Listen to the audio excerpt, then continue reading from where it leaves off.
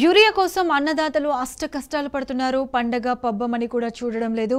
జోరు వర్షంలోనూ సిద్దిపేట జిల్లా నంగునూరు ఆగ్రోస్ కేంద్రం వద్ద రైతులు బారులు తీరారు. వినాయక చవితి పండగ రోజు యూరియా కోసం క్యూలైన్లో నిల్చొని ఉన్నారు. ఎరువులు ఇవ్వడం లేదని రేవంత్ సర్కార్ తీరుపై అన్నదాతలు తీవ్ర ఆగ్రహం వ్యక్తం చేస్తున్నారు.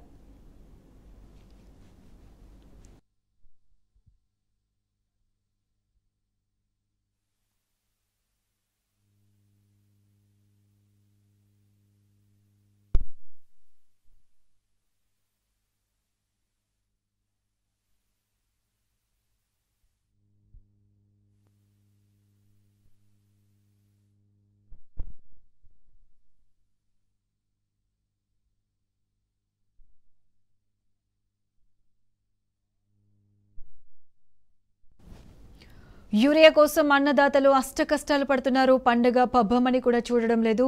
జోరు వర్షంలోనూ సిద్దిపేట జిల్లా నంగునూరు ఆగ్రోస్ కేంద్రం వద్ద రైతులు బారులు తీరారు.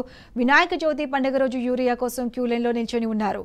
ఎరువులు ఇవ్వడం లేదని రేవంత్ సర్కార్ తీరుపై అన్నదాతలు తీవ్ర ఆగ్రహం వ్యక్తం చేశారు.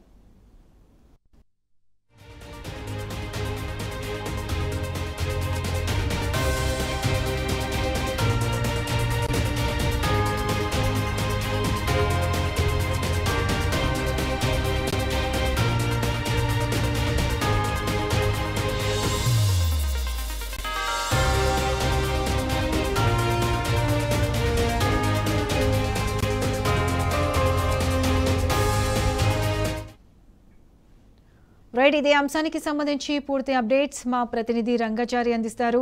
రంగాచారి, చెప్పండి. అన్నదాతలు యూరియా కోసం అష్ట కష్టాలు పడుతున్నాడు. పండుగ రోజు అని కూడా చూడకుండా భారీ క్యూ లైన్లో వెయిట్ చేస్తున్నారు. అసలు రైతులకు ఇంత కష్టం ఎందుకు వచ్చింది? వారాలు గడుస్తున్నా కూడా ఈ కాంగ్రెస్ ప్రభుత్వం ఎందుకు పట్టించుకోవట్లేదు? పూర్తి అప్డేట్స్ ఏంటి?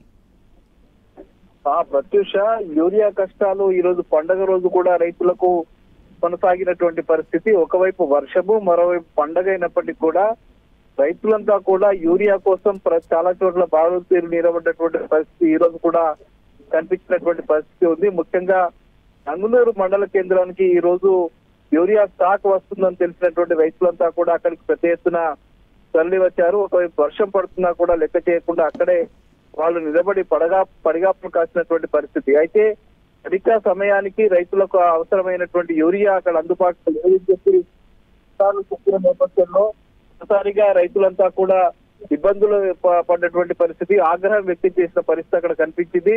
దీంతో ఏకంగా వాళ్ళ మీద దాడికి కూడా ఉపక్రమించేటువంటి పరిస్థితి ఏర్పడ్డది.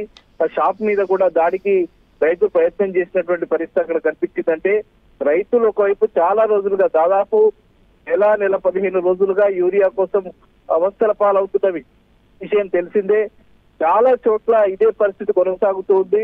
అసలు యూరియా ఏమవుతున్నది, ఎక్కడికి వెళ్తున్నది అనే దాని మీద కూడా చాలా అనుమానాలు వ్యక్తం అవుతున్నటువంటి పరిస్థితి కనిపిస్తున్నది.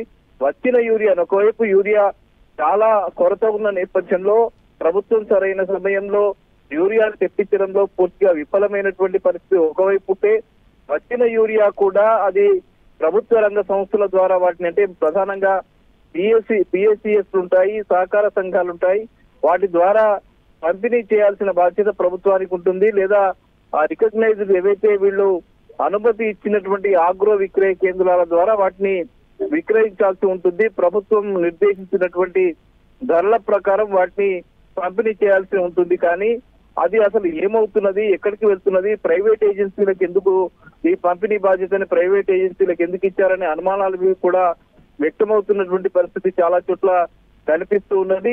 ఇక్కడ కూడా అదే, వచ్చిన దాంట్లో సగం వస్త్రాలు మాయమవుతున్నట్టుగా చాలా చోట్ల ఆరోపణలు వస్తున్న పరిస్థితి కనిపిస్తూ ఉన్నది. ఇక్కడ కూడా అదే జరిగిందేమోననే ఒక ఆరోపణ కూడా వినిపిస్తున్నది. మొత్తానికి రైతులంతా కూడా సీరియస్ గా యూరియా కోసం ఇబ్బందులు పడుతున్న పరిస్థితి అయితే యథావిధిగా కొనసాగుతున్నది.